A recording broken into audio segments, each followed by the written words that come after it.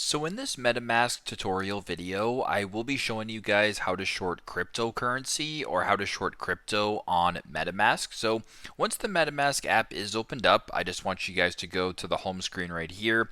Right beside that in the bottom left between home and trade, it says explore, press on that.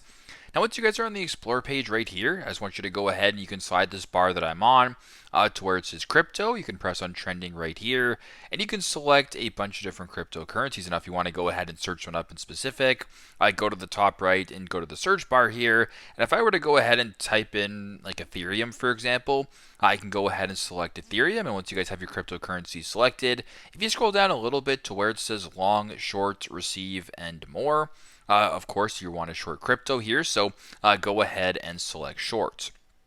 Now in this case, you can go ahead and select how much crypto you want to short. You can see the leverage, you can see the auto close, you can see the different margin, liquidation price, fees, etc. You can also go to the top right to where it says market, and you can limit order this, market order this, whatever the case may be.